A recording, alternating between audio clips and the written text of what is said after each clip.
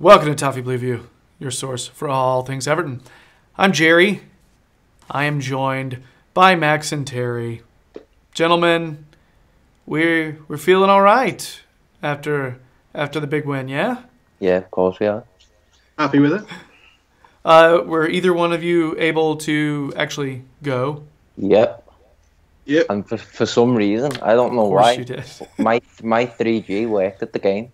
I was actually able to tweet at the game, which is a rare occasion. Terry will probably know, but when you're at Goodison on a match day, there's no chance you're able to get onto the internet. But for some reason, beyond me, I don't know why, it managed to work.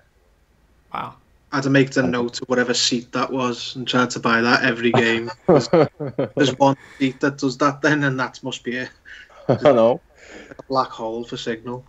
Yeah, I feel like that's almost every stadium I've ever gone to, be it a basketball game, a football game, anything, when I try to zip into any kind of internet at all, it's usually either unbearably slow or non-existent, like every single time. Just because everybody's trying to share the same cell tower, I guess. Yeah, I think that's how the science works.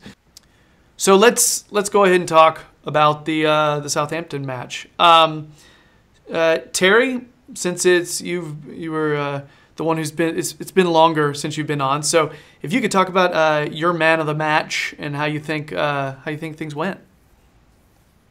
Yeah, it went really well. Like I expected a victory. I mean, it's a bit bold to expect a victory when you've in the second game, even if it is Southampton at home. But I don't know. I saw enough against Wolves to think that Silva had an impact on the players, and I just thought we'd had too much for them, and that turned out to be true. Man of the match, there was a couple of candidates, but I'd probably go for Sigurdsson. It was one of his best games for us so far. He was pulling all the strings. Some of the move he did with Walcott was just unbelievable, but all throughout the game he was showing glimpses of the player we bought, like what the player who was at Swansea, who you could see flashes of brilliance, and he was starting to bring that out against Southampton. So I probably stood for Sigurdsson, but there was a few candidates: Garner Gay, Richarlison, quite a few.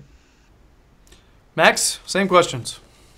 Well, as far as the man of the match goes, I do agree in that there were a few candidates until that miss in the move that Terry mentioned there. I was inclined to give Walcott my man of the match, but I think, having the temper that I have, to see someone miss a chance like that, I think you just, someone else takes your place if you miss a chance like that.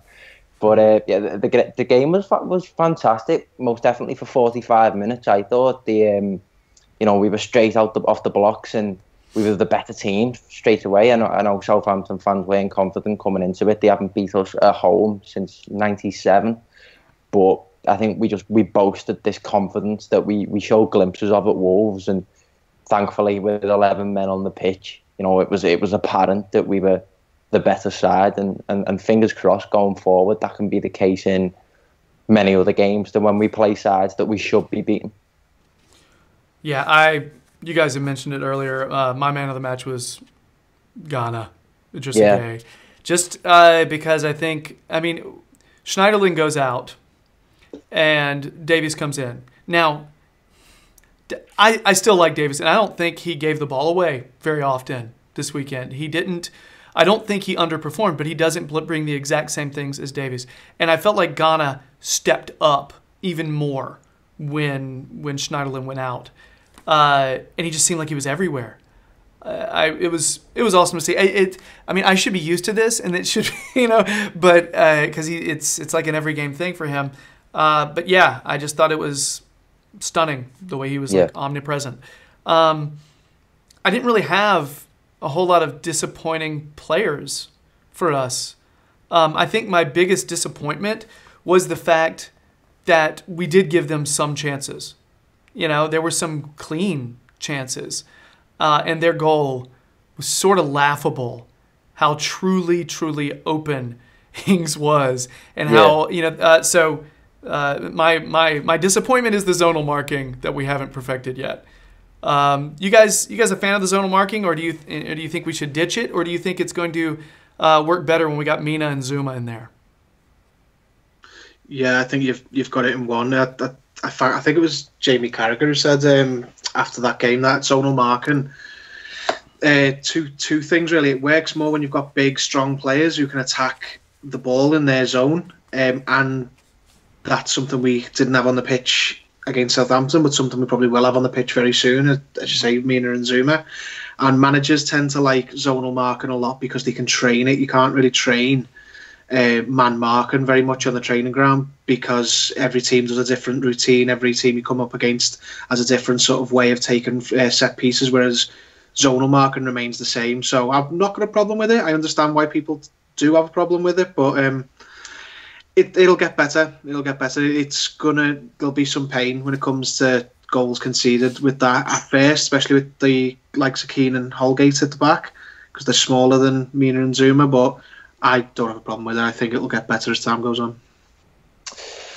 I agree in part that obviously it has its advantages and its disadvantages, and one of the advantages, as you mentioned, is just how easy it is to train.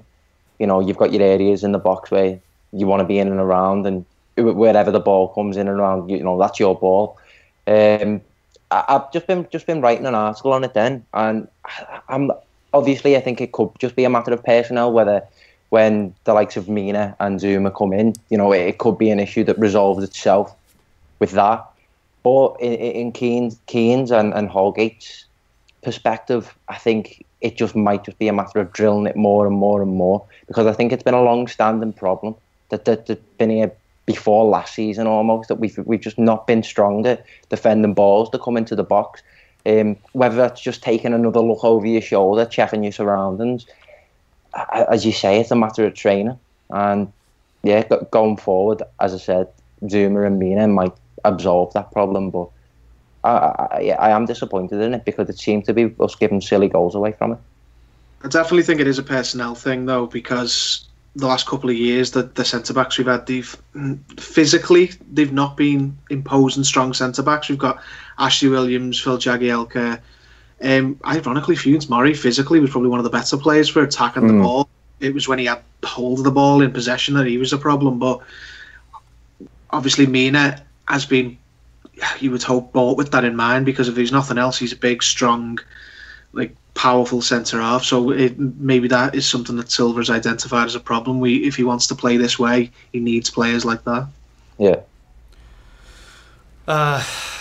Yeah. I mean, I think both of you bring good points that I really can't argue with either one of them. I do think Holgate and Keane will get better at that. I think they've had some things kind of drilled into them, and they're working it out.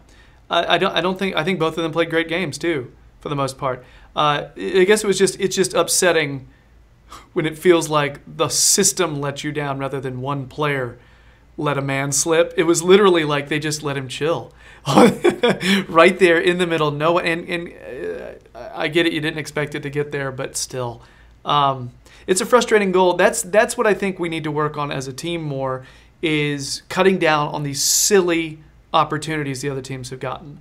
I almost said Pickford was one of my disappointments, but then I remembered he bobbled that ball, but he made a fantastic save right after it.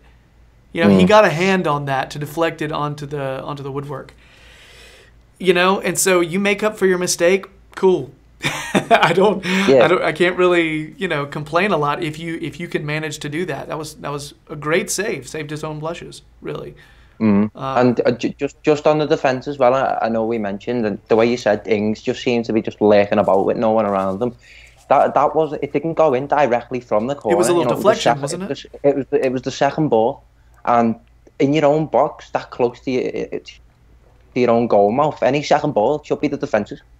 If the ball starts bouncing about, that should be clear in a matter of seconds, and it comes in part with the zonal marking. I think the only way you kind of fix that is drilling and drilling and drilling.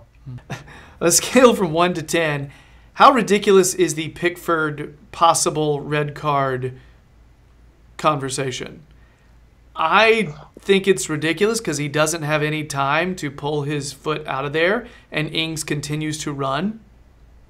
I don't really know what he could have done there. For some reason, Hughes thinks they've been unjustly treated. I think it's a 9 on a scale of 10 of being ridiculous conversation. Yeah.